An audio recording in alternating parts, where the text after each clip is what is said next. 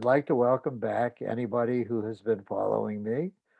Uh, I've been on hiatus, not due to anything that I could control, but last Friday, just as I was getting ready to start, I had an amazing power failure on the premises, and two-thirds of all the electrical outlets everywhere on this old premise were not working, including the lights I was using to light myself and the computer. Everything else went. Uh, Turned out that this property was built in 1924, and I was very fortunate. I knew a nice electrician who seems to be very responsive, and he came, even though it was late Friday afternoon. He showed up and he looked at the breaker boxes in the two places where there were breaker boxes. They were fine, and he says, "This is the main." And he went out to the front of the property where the uh, the dials are, where the big breakers are that for that control the power that's coming in from the street. And the main breaker had been made out of bakelite and some copper contacts in 1924. And the sea air here in Santa Monica and just constant heat and usage over all those decades, it finally had crumbled and had just fallen away, and there was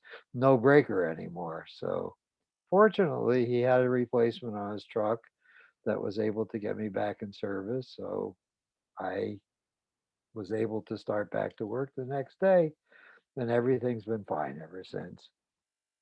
So I will proceed today. I am going to go on. Let me see. I will do my clumsy screen sharing again.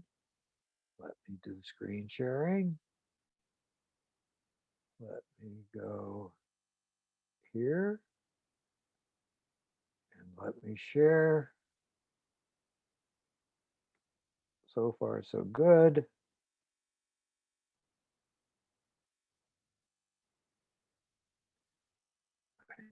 Move this so it covers.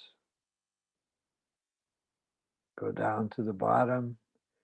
In previous lectures, I worked our way through Erikson's first three stages: trust versus mistrust, autonomy versus shame and doubt, initiative versus guilt.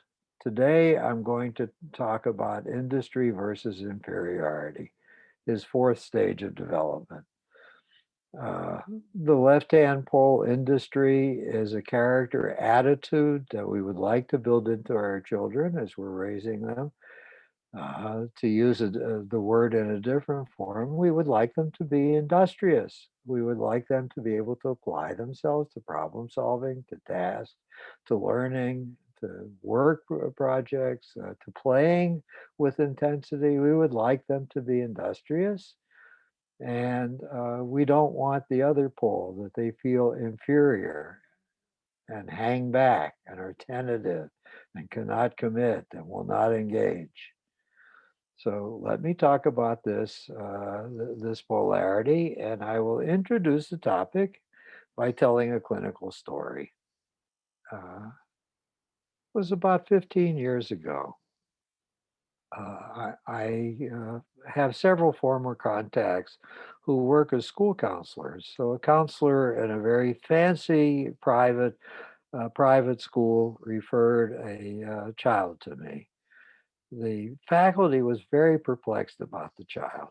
The child had been an excellent member of the student body starting in kindergarten, where he had entered. He'd been a delight to work with. He had been outgoing. He had been very energetic. He seemed incredibly bright, very engaged, no discipline problems whatsoever. And this continued on through first grade. He was a model student, which was what every teacher's dream of a student should be. And he and his family looked forward to his going into second grade, where he was now, because his second grade teacher was known for her creativity, and she had won the school's Student of the Year award the previous year. So this was going to be not only a good year for the kid, but a superlative year. Instead, what was happening is, after his usual start at the beginning of the semester, He got increasingly quiet. He didn't participate nearly as much. He wasn't doing some of his assignments. His work quality was going down, and he seemed to be off daydreaming all the time instead of paying attention to the work that was being presented to him. So I was asked to see him and to see what was troubling him and what kind of work he might need from a psychologist. And I took on the assignment. I described to him what the school said to me, and I asked him, did he recognize himself in the description I had been given? And he said, "No, no, I don't think it's that bad. I don't feel terrible. I'm okay. I'll get over this. I'm just not feeling like doing my work in the same way I did last year." I said, "Do you have any reason?" He said, "No, everything's fine. It's just, I'm sure it's temporary and I'll be okay." He didn't want to engage with me. He seemed tentative. He seemed like he might be carrying secrets that he didn't want to tell me about. So I didn't want to pull at him. I said, "All right, your mother's out in the waiting room. Would you mind if I talk to your mother for a while? Maybe she has some ideas I need to hear." And I said, "You can sit here while she comes. I'm not going to do anything behind your back."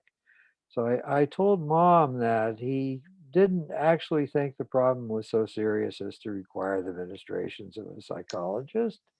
And he didn't have much to tell me about what he was going through. He said, yeah, he was daydreaming in class more. I asked him what he daydreamed about, and he made some abstract comments like, I think about sports, or I remember happy birthdays I've had.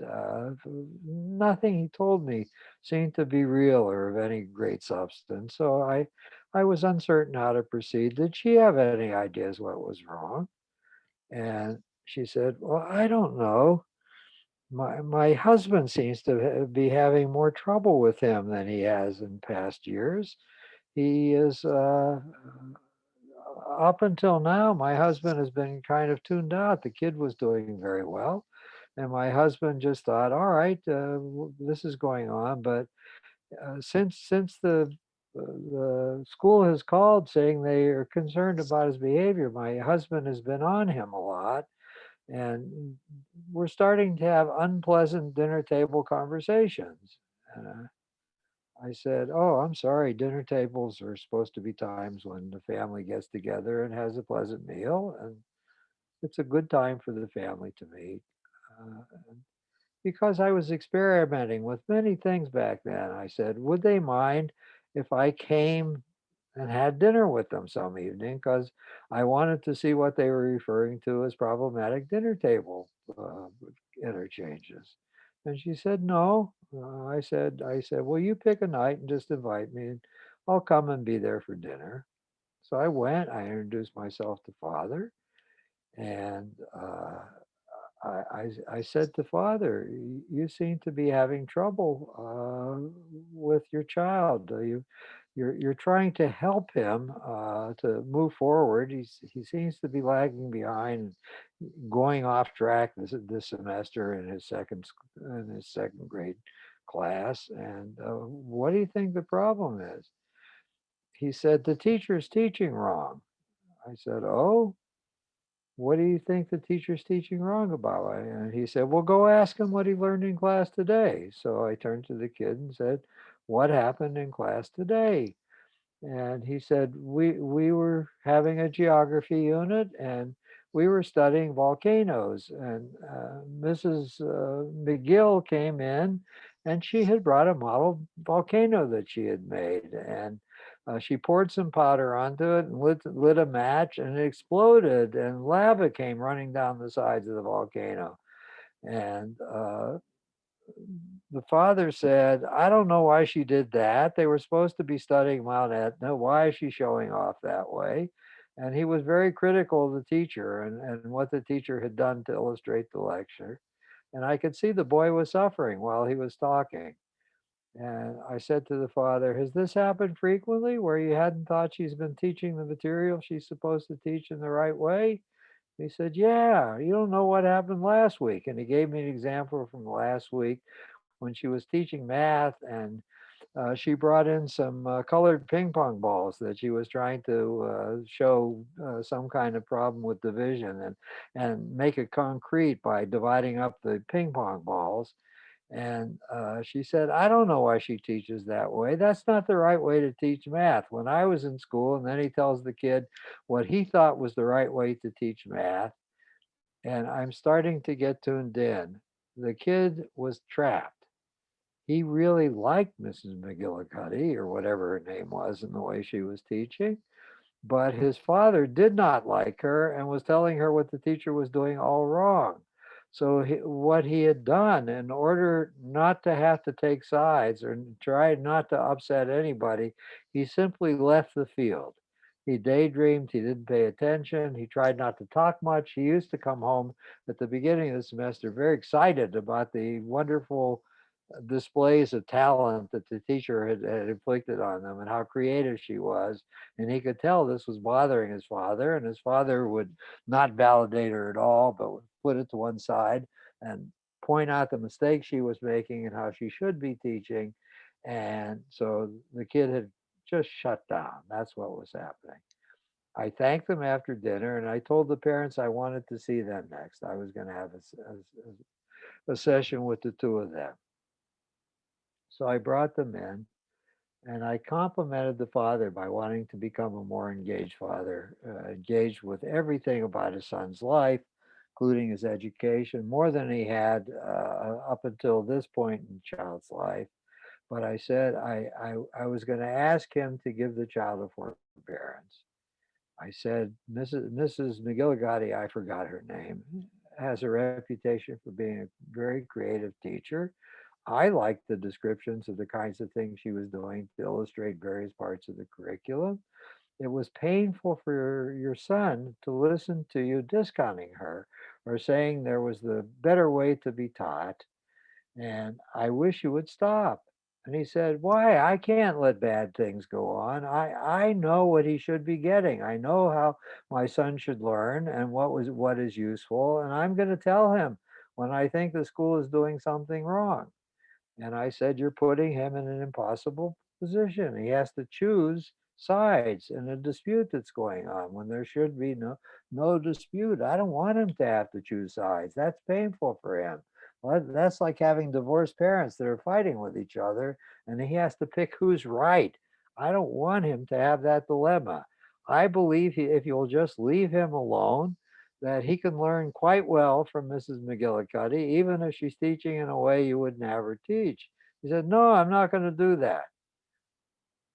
So I said, Okay, we're having a full discussion of this. Let me think some more. Come back again next week. I'll see if I can come up with anything else.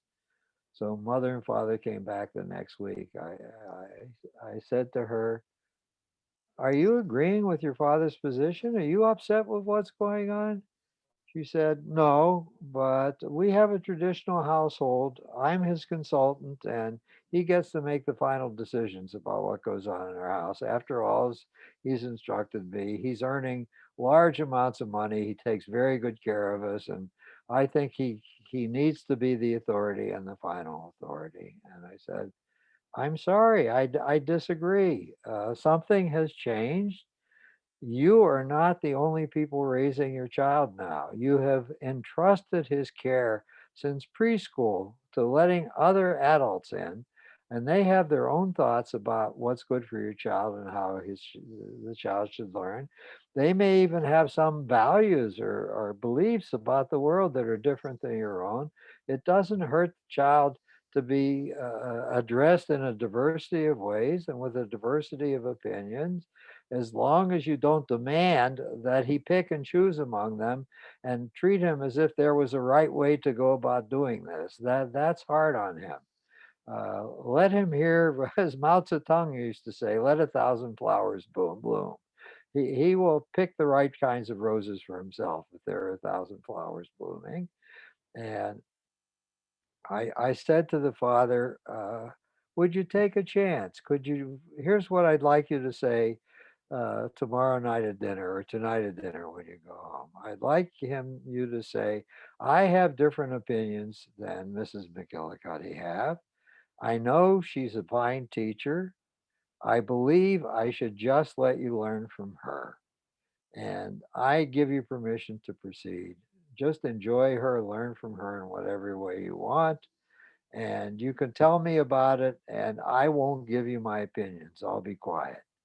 Could you do that? He said, well, I could do it, but I don't want to do it.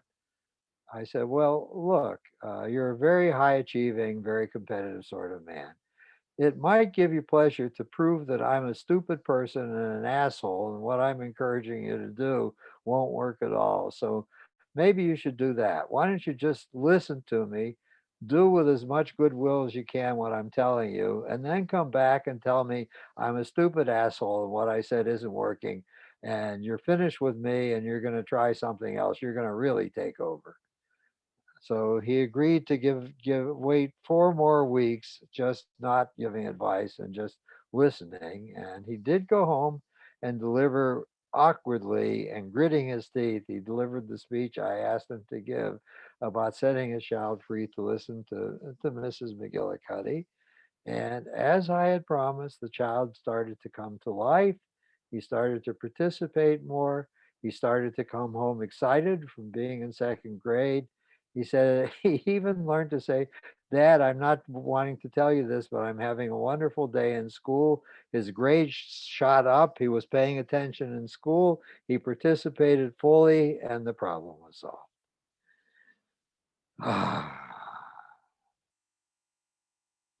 What I'm illustrating in this conversation is the poor kid had done well at stages 1, 2, 3, entered stage 4 when he started preschool and on into the school system with a great thrust of energy, wanting to be industrious. And suddenly he was receiving what is not good enough parenting, and he was showing signs of distress, non-participation, and starting to get himself tied up in knots. If I hadn't intervened fairly early in the school year, I worry that he would have been permanently wounded. So I think I'm going to try and find the next handout. Let me stop screen sharing and see if I can find another document. Okay, I'm going to stream share again. I'm going here, share. Okay, I have to close this or move it. I have to move this. I have to move this. Oops. How do I get myself back? I've now lost my picture. Ah,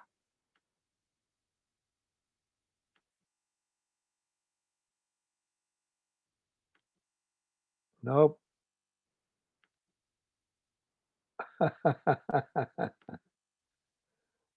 We're seeing good enough parenting. You are? Yeah. How wonderful. I'm not seeing me, and I can't see my own handout. Where did it go?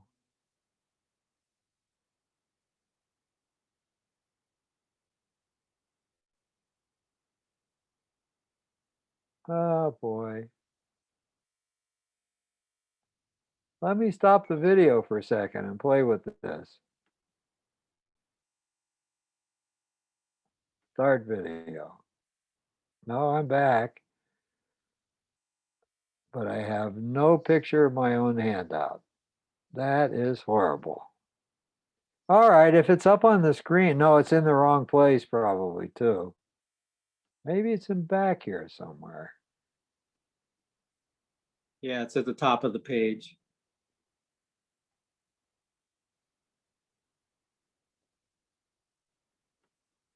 Is this at the top of the page? Yep. Is it full page now? Yes. Okay, then I will just go to stage 4. Here is good enough parenting. Stage 4, it starts at about 84 months and it goes until the onset of puberty, which we've already talked about. These are the elementary school years. Socialization, must now be shared with teachers who begin to take the primary responsibility for providing children with the knowledge tools required for building adult roles. I'm going to stop right there for a moment because uh, what this clinical instance I showed you was only one of a number of dilemmas that can come up because now raising the child is being shared with a third person, not just the two parents, but somebody called a teacher. That opens up possibilities of mischievous. It is not unlikely when parents go for parent conferences, some portion of the parents listening are going to be told that there's some kind of problem with their kid in the classroom.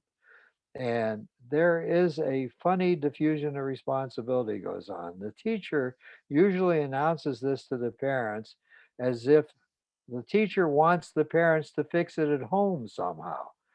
The parents are to go home, talk to the kid, and somehow the kid's behavior will improve in the classroom.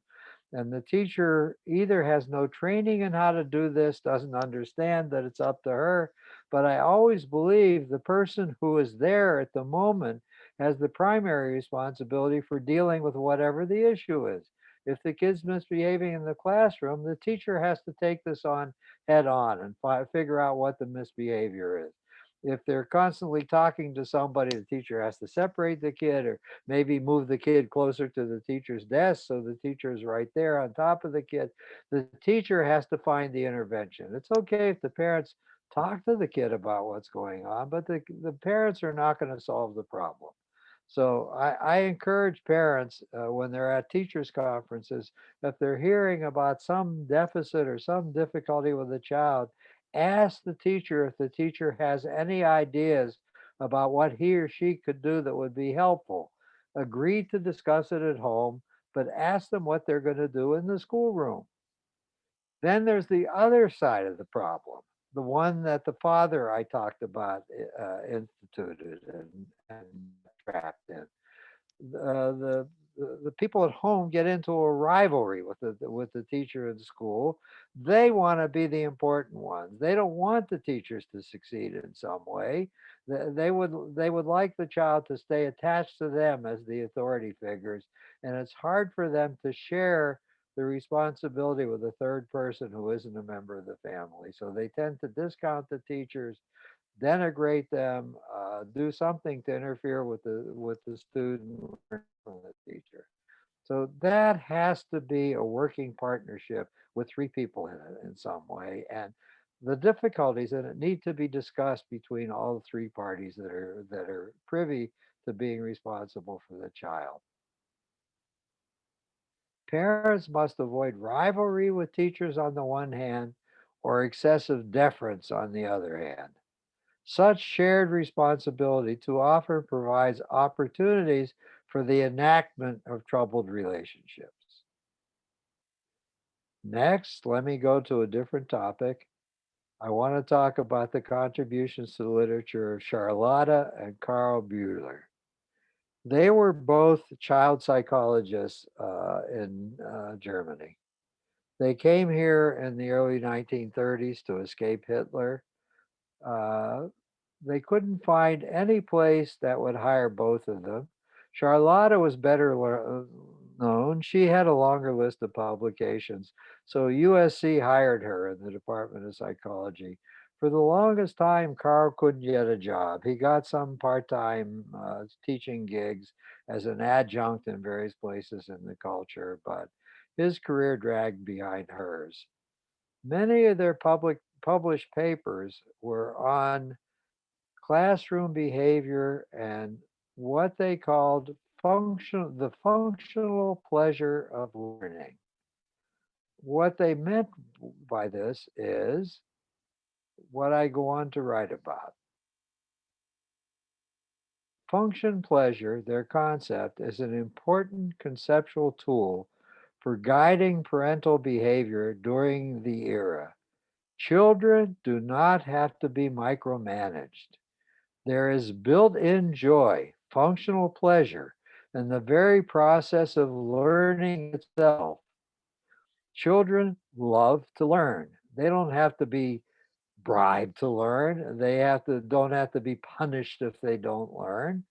What really good learning is, and this is based on their years of observing children through a one-way vision screen in a variety of different kinds of classrooms, trying to teach in a variety of ways. It's very simple to get children to learn. What's presented to them should be intrinsically interesting. We have to find that's why I love the experiments that the kids teacher was using. She had lots of wonderful demonstrations to make. You have to capture the kids with something they like looking at. You capture their attention. Two, it has to be paced appropriately in terms of the child's developmental level. That's funny. I went off on a detour now that's very illustrative because primates are not that different from human beings. Kohler did a variety of experiments with chimpanzees and how chimpanzees learn. I don't know if the Buellers knew his work, but I can build a bridge. One of his classic experiments was to put a banana just outside the cage in which the chimps were situated. The chimps would gather around, they would see the banana. One of them would reach through the cage and extend himself as much as possible to grab the banana, bring the banana in, and eat it. Now the banana was put out of reach. They struggled and struggled to reach it. But after they struggled unsuccessfully, Kohler put a little bamboo pole beside the bars.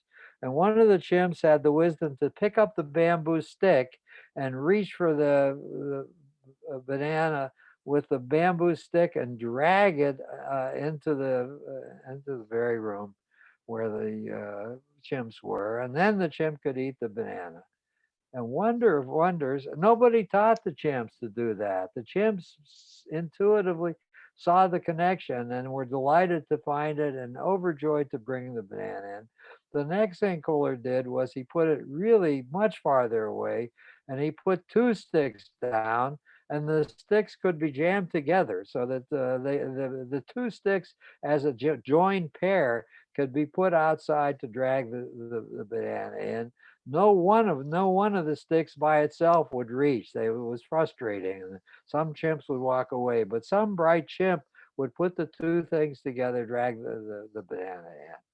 So that is the Bueller's model for learning. Give kids something intrinsically interesting to do.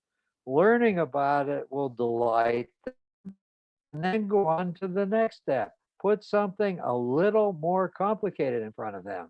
But based on what they've already learned, if they just screw around with it, play with it somehow, think about it in a different way, there is a conceptual breakthrough, and they then can solve the slightly more difficult problem. And you do that over and over again. And if your materials are geared to the learning style of the child, the children will go until they're exhausted. They can't get enough of doing this. Every next step fills them with delight, and they're dealing with more and more sophisticated words, concepts, tasks, math problems, whatever. So you have to find what is the very next step just beyond where they are. Pace it appropriately in terms of the children's level. For the next thing is when you hear your child coming home from school struggling in some ways, try on benign neglect.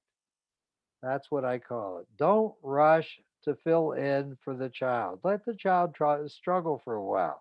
Send the child away and say, "You're having trouble with that homework problem. Try seeing if you can solve it. Come back and tell me what potential ways you had of solving it. And don't give them any answer until they've tried on their own. Assume they're going to learn well. Even mega problems, if they tell you there's a possibility of taking elective A or elective B next semester, try on saying, well, what do you think you should do? And have them do it. Nothing terrible is going to happen if they don't like it. Maybe they'll have to switch classes. Maybe you'll have to go advocate for them to make the other choice. I'm saying begin during this era to try on making them more autonomous about doing their schoolwork and not micromanaging everything they're doing every day in school. Start pulling back to my beginning posture of benign neglect that'll become very important during the next stage. Okay, I think I will stop there. I think I've demonstrated what there is that can go wrong that will start wounding the child during this era. So I'm going to stop screen sharing again and see if I can get my other hand. Wait, do I come back now if I press myself? I'm talking, but I'm not in the screen. But my handouts are in the screen. Now, right now, we're still seeing you. Okay, No so handout. I'm going to share the screen again, and I will. Here I go. Share. Okay, I have to pull this one down. Yes. Is this in the screen? Epigenetic theory and some possible intervention paradigms? Yes. I am learning to do this somehow. Let me expand it.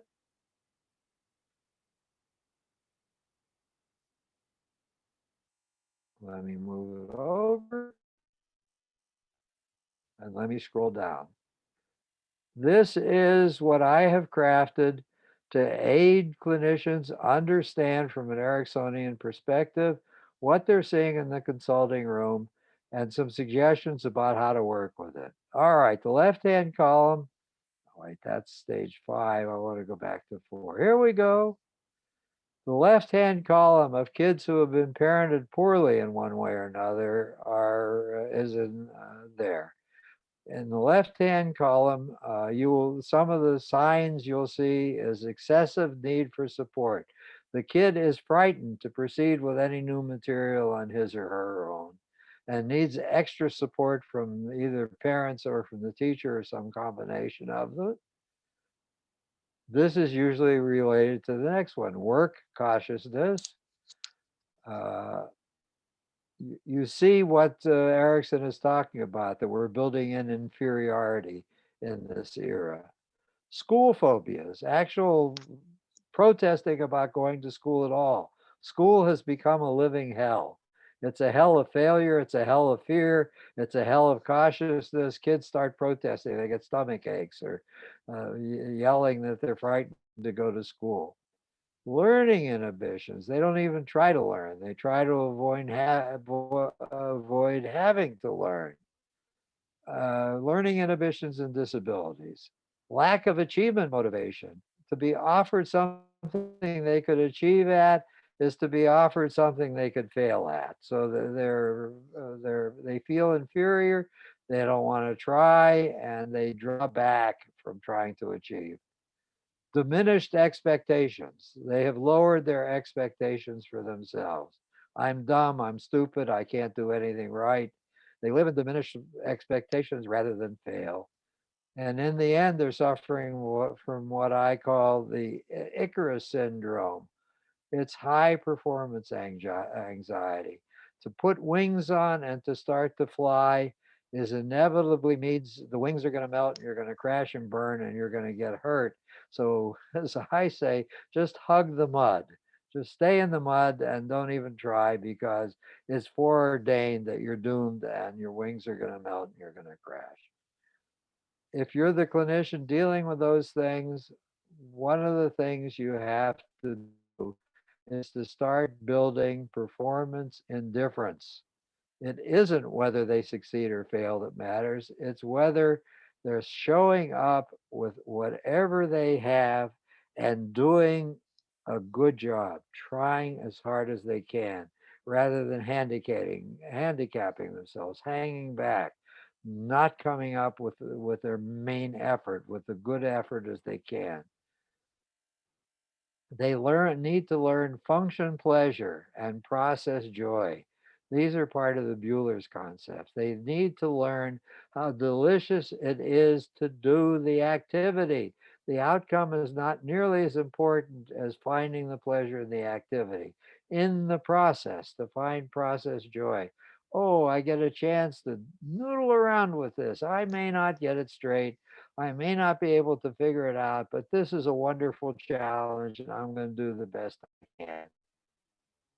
They need to learn to disable public opinion preoccupations. They have to grow a thicker skin. Tell the bullies who say you're stupid to go fuck themselves. What other people think of you doesn't matter. What matters is what you're doing and what you think of yourself. And I'll try to help you to deal with both of those issues, what you're doing and what you think of yourself. And you may have to accept uniqueness and loneliness. You may be wired differently. You may have different tastes. You may have different skills than the ones the school is putting a premium on right now. The fact that you're different doesn't make you bad. You may be unique. You may be the only person in your classroom that's built this way. You may be lonely because everybody sneers at you. I promise you, as you get older, it may be later in school, you may have to wait until high school or maybe even to college.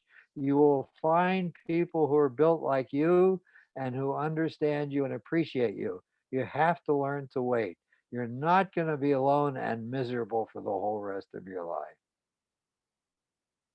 So, on the right hand side are specific interventions that the clinician can try using.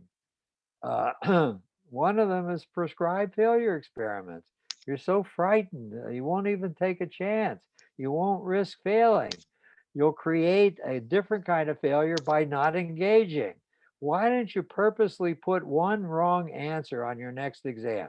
When is your next exam? All right, Tuesday. What is it? In math, put a wrong answer on, one you know is wrong.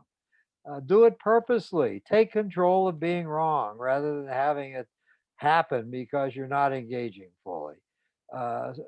Is there a God? Are you going to get struck with a thunderbolt? Are you going to die if you put a purposeful wrong answer? If you purposely make a mess, is anybody going to kill you? I don't think so, but maybe you just have to experience that and find out for yourself. Uh, with the kid like I just described in my illustration, he may have to learn to achieve in secret.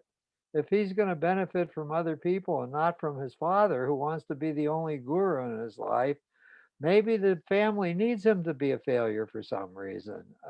He can pretend to be a failure. When he's older and in control of his grades, don't show them his report card if he can get away. Forge his parents' signature. Keep coming home saying you're confused. Keep saying you don't know how to do your homework. Keep getting them to see you as a handicapped person. Don't ever tell them the truth. Don't tell them the truth you're starting to achieve at school right now. Hide it from them if you can, because they'll try and sabotage you or they'll punish you for your very success, even though they're telling you they want you to succeed. Uh, you don't have to be humble. That's another one. You can't do too well because other kids are going to be jealous. Your brother is going to hate you for being the successful one. Learn to feel arrogant. I often tell people that God has this warm spot in his heart for arrogant people. That the saying, "The meek shall inherit the earth," is absolutely true. If you remain meek for the rest of your life, never brag about yourself, never take pleasure for your own accomplishments, you are indeed going to inherit the earth. Only the earth you're going to inherit is mud. You're going to inherit lots of mud if you're meek. That's what meek people get. They get to wallow in mud. Revel in your selfishness. Don't ever buy into somebody telling you that when you keep putting your hand up in class and keep other people from talking, you're being selfish. The person who's telling you you're selfish is the selfish person. The person who's telling you you're selfish is that you can't grab things for you, is telling you you shouldn't listen to yourself. You shouldn't try to make your own life radiant for yourself. You shouldn't try to succeed even when others are failing and revel in succeeding at hard tasks. You should be selfish. You should be self sacrificing, and you should listen to me and listen to what other people need for you. And don't pay any attention to the voice that tells you what you need for yourself. That is a selfish thing to tell you. The person who says you're selfish is telling you my opinions and what I need for you is more important than your opinion and what you need from yourself. Don't listen to selfish people who accuse you of selfishness. They're being very selfish. Finally, you have to accept limitations. You're going to be clunky at some things. You're probably never going to win a Nobel Prize. I know I'm never going to learn to play the cello if I try and play the cello. I can't understand how anybody can play a stringed instrument with no frets on it. Maybe I can banjo a little bit because I can feel the frets, but my small muscle feeling is not so good that I can put my finger in the right place and make just the right tone when I can't feel any fret to put my finger on. I despair it would take me 1,000 years to learn how to do that.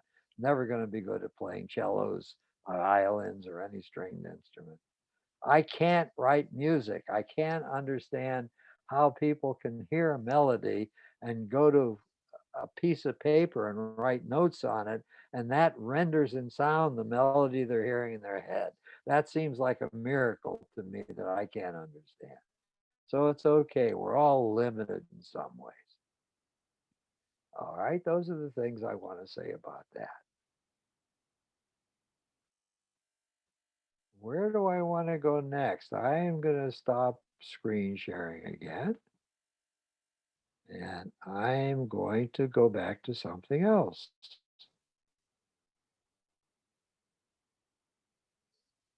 Aha. Maybe I can get it on the screen.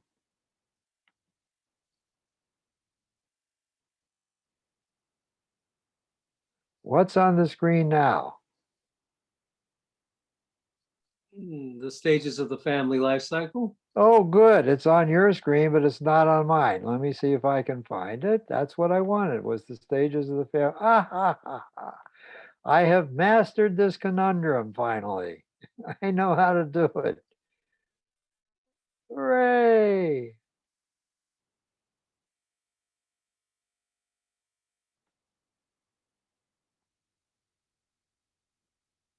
Let me make it even bigger.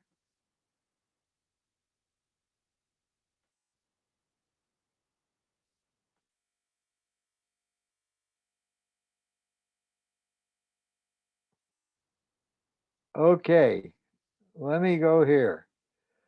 We are now about to, yeah, I don't think I've talked about this yet. I talked about Erikson stage 5, which is the stage that unfolds during the teenage years. I don't think I've talked about family life cycle stage 4, which deals with the same era from the standpoint of what are the stressors that are rocketing through the whole family because the child has entered adolescence. So here we go. The name of the stage in the theory proposed by Carter and McGoldrick is families with adolescents. The principles of transition that has to take place is increasing the flexibility of family boundaries to include children's independence and grandparents' frailties. They're warning us of something I'm going to take up a little bit more as I move to the right. The right hand stage are things for clinicians to have discussions with the family about or with the individual client about. There has to be a shifting of parent child relationships to permit adolescents to move in and out of the system. B, refocusing on the part of the parents on midlife intimacy and career issues. And C, beginning a shift towards joint caring for the older generation. So since C is in the middle column, I think I'll take that up first. Many parents are burdened as they're raising adolescents. With parents living longer, it's not unlikely that the issue of grandparents' frailties may be deferred and not come up while teenagers are still teenagers. Maybe not come up in the same fashion as in previous decades when people died a little bit younger. Maybe not come up until the children who have been home are actually leaving home. It's still statistically more likely that as parents start to fail and become less capable of independent living, there's likely, if there are several children, to be at least one teenager still living at home. So now parents are in what the sociologists call the sandwich generation.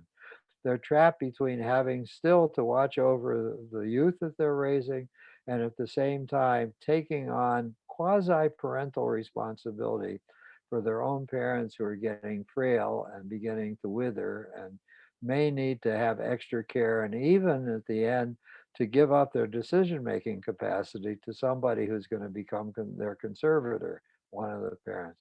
This can be extremely stressful. In families like this, the poor parents rarely get a time where they don't have to be burdened by something they're worried about or something they have to be responsible for. And it takes our compassion as clinicians to try and find creative ways where they can at least get some time to themselves. They could let go of the marriage, they can let go of the parenting role, and they could get let go of the quasi parenting role of being to and for a declining parent or couple of parents and have some solitude, some time to themselves, and to engage in some activity that will avoid burnout on their part. Burnout is a great risk if they're in this, if they're truly in the sandwich. Uh, Refocusing on, well, no, let me go to A now. Shifting of parent child relationships to permit adolescents to move in and out of the system. I think I mentioned as our own parenting, my wife and mine, what we did with our children as they hit the middle of adolescence is that we took away any unsolicited advice and all rules about time management. They didn't have to consult us about anything. We understood that they had to juggle their responsibilities as learners to the school system. They had to juggle their social life, and they had to juggle their health. Uh, and but they were freely able to come in and out of the house, stay away overnight in somebody else's house, make choices about what their bedtimes were to be, whether with us or somewhere else, without consulting with us. The only thing we asked of them is if they were not coming home to let us know so we wouldn't worry and to let us know about when they would come back again so that they wouldn't worry. And if their plan changed, to let us know that their plans had changed.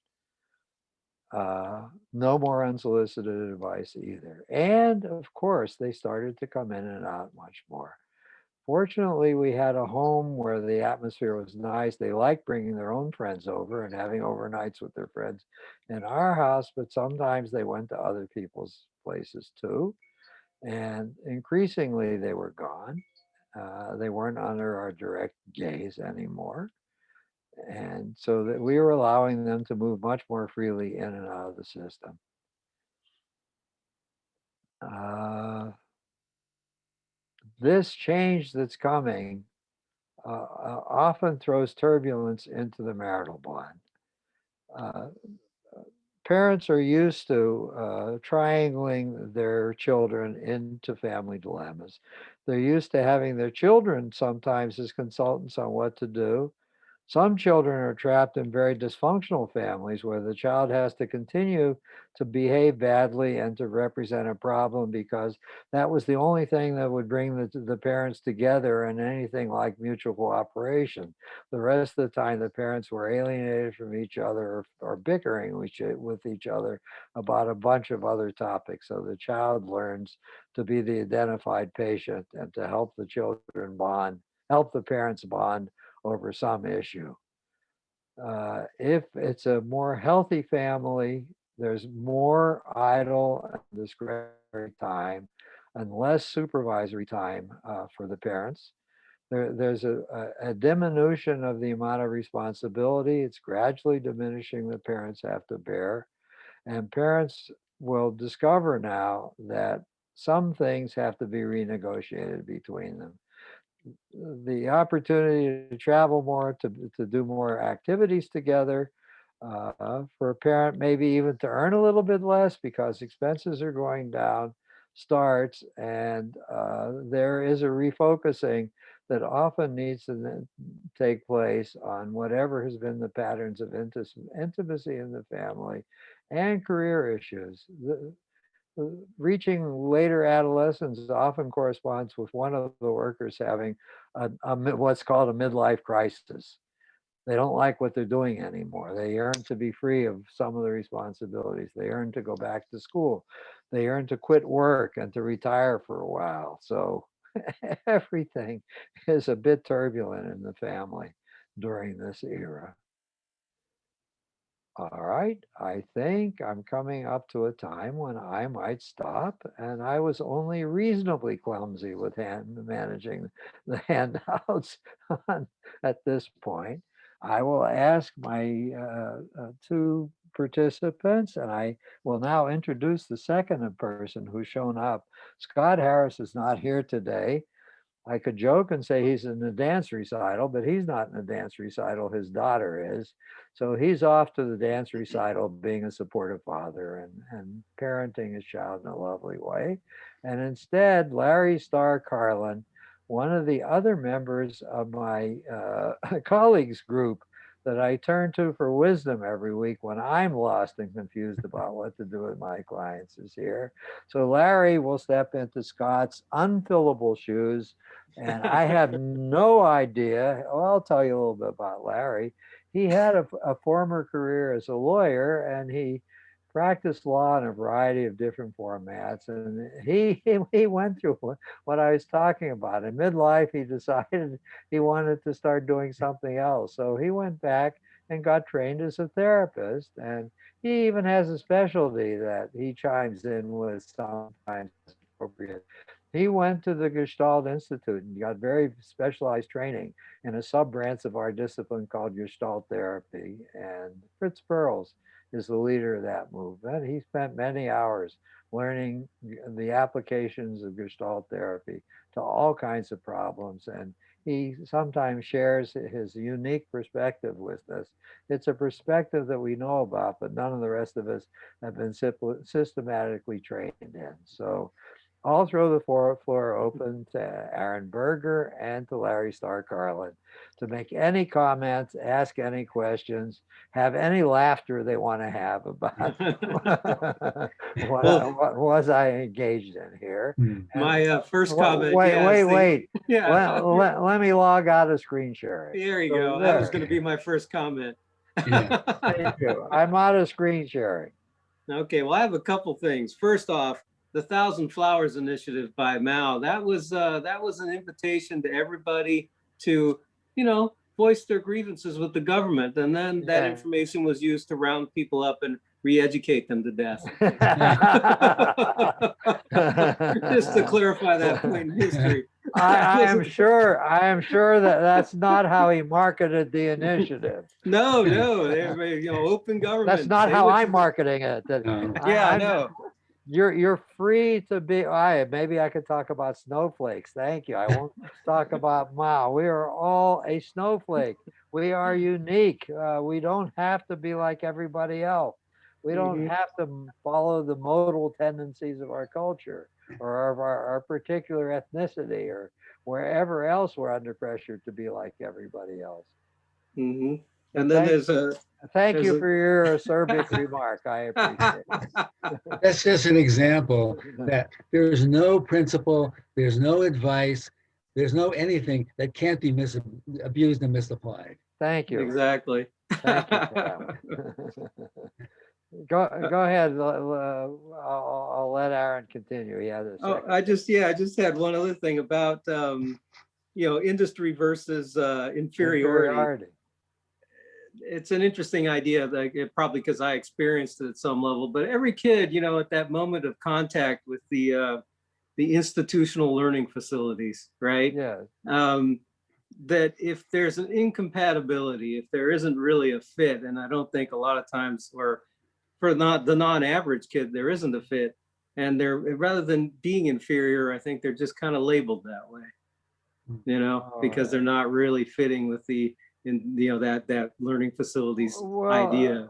If you know anything about object relations theory and psychoanalysis, those colleagues would tell us if you hear voices telling you you're stupid and you're problematic, after a while you internalize them, and the voice is then heard inside you after a while when nobody is saying it to you.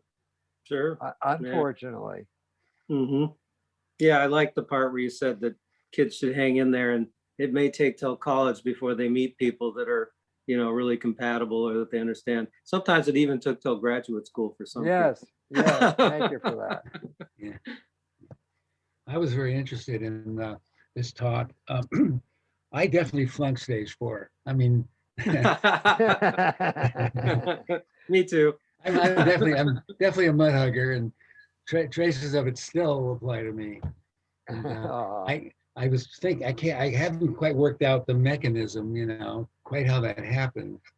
Well, by the way, I talked about what not good enough parenting is. Mhm. It could have been not good enough teachering. I forgot. Thank you for bringing this up, Yeah. because if you have teachers who are cruel, who are contemptuous, who can't find some way to address your particular learning style in a creative way, and reach you and touch you and treat you as if you're a valuable human being. If you're a pain in the ass in the classroom and stigmatize and even mock, there are teachers who will mock students in the classroom. They can wound you in some of the ways the parents can wound you, and just as seriously. Yeah. Oh, maybe worse. Or even, In can my you- case, I was yeah. daydreaming and staring out the window in class, and I think the teachers ignored me. I ignored them, and they ignored me. Mm. Can you identify what happened at that stage or at earlier stages that sent you off to not want to engage with the learning experience? That's what I haven't identified exactly. That's what you haven't identified yet. Well, maybe you could listen to my presentation of the preceding Ericksonian stage, because there may have things that got off the track in that stage that left you with diminished capacity for the challenges of the next stage. Right.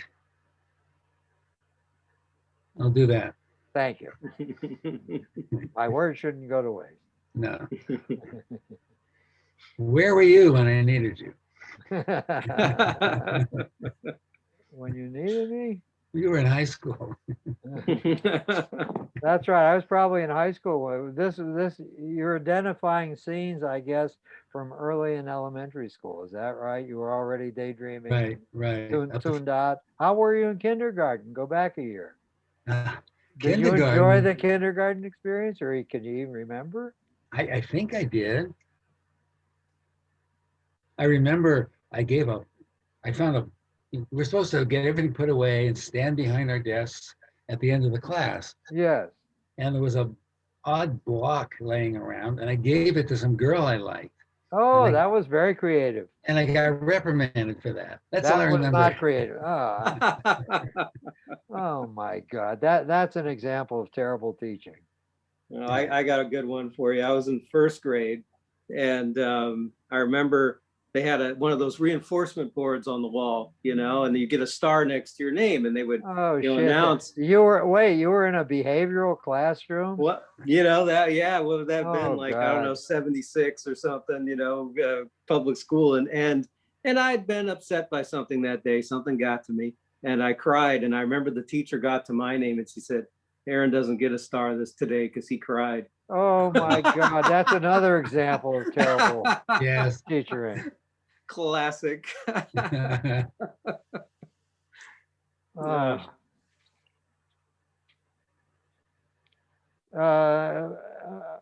There's been a switch. All right, I'll make a sour comment about the school curriculum that occurs to me. There's been a switch now where kindergarten is no longer a place where mainly what you do is play, and you get some guided play. You get introduced to art materials you may not have played with before, and easels, and you slosh paints on easels, and You make things out of clay and crayon draw, a variety of play materials and playthings in kindergarten. It's now the start of an academic career. Oh, the other thing you're learning, of course, is being a pupil in a class. So you're learning something about behaving yourself in class and sharing and some other values, but there's not an academic curriculum. Now there's an academic curriculum in the school system. In kindergarten, you have to learn the alphabet. You have to learn some kinds of word recognition. You have to learn some forms of printing. Some forms of math are already taught already in kindergarten. So the freedom to just be in a school system and have the joy of play has been taken away from school. The only thing I hated about play that made no sense to me whatsoever is we were supposed to have a nap in the middle of the kindergarten. What, we were there for 4 hours. Somewhere at the end of 2 hours of fucking around, we were supposed to nap for 20 minutes, and each of us had a nap in a cubby, and we were supposed to take out our mat, unroll it, put it on the floor, and go to sleep. And I could never go to sleep. And I felt, is something wrong with me? Are these other kids are pretending to be asleep? I pretended to be asleep. I wanted to be compliant. But sleep time was a nightmare for me. I wasn't doing the right thing, and something was wrong with me because I couldn't fall asleep. I don't know why they did that. It makes no sense to me in retrospect. Well, that was when the teachers would whip out the whiskey bottle and take a shot in the middle. Oh, yeah. Oh. So my mother heard about what was going on in school, and I'm still ambivalent about this. I can't tell whether she did me a service or a disservice. So she went with irate conduct into the principal's office and said, "My son isn't learning anything in kindergarten. He is very bright. I want you to advance him. I want you to put him in first grade now. He's wasting his time in kindergarten." And the principal said, "Well, it's possible that that can be arranged. We need to have him tested. And if he has a high enough score on an IQ test, we'll consider advancing him prematurely into first grade." So I was given the Stanford Binet test by the school psychologist. I loved taking it. I thought it was fun. I was having fun, and I knew I was giving right answers, right and left. So sure enough, a week later, the principal calls my mother in and says, "If you insist on this, we will put him ahead. We don't know what this is going to do to his social development, though. He's going to be the youngest and smallest kid in the first grade class. But if you think that this is better for your child, we're not going to argue with you." So off I went, and I was out of joint from then on, because back then there were 2 points of entry. You could enter school in September, or depending on your birthday, you could enter in February. So I was advanced out of the September class, and where I had gone into kindergarten. Now I was in the February class, and every time my graduation from elementary school was in February, my graduation from high school was in February, my graduation from college was in February. I and a few other people were out of sync with everybody else constantly. I certainly didn't like that. And I did feel awkward and out of place socially, and just being I was laughed at because I was so young. I didn't like that either. On the other hand, I took hold of the curriculum and I marched right ahead. I liked being a good student. So being in school and learning was never a problem for me. I was having the function pleasure that Bueller's talked about. Everything that was offering me was delicious because I saw how to do it and I could do it immediately. My hand was up all the time. And I was mainly angry because the teacher wasn't calling on me all the time. She called on these other idiots who gave wrong answers. Why didn't she know I would give the right answer if she called on me? I did not have a school phobia. I had a home phobia. School got me away from home and got me attention of adults who seemed to find me precious in some way. Nice. All right. Anything else before I say goodbye? I think that's it. Yeah, Going once, going goodbye. Thank you, Larry, for you're very welcome. coming in. I loved hearing the kinds of things you had to say. Come back anytime. Thank you. Anytime you want, come join us. We can have Yeah. more than one, two commentators anytime. Yeah. Okay. Bye. Bye-bye. Bye, guys. See you later.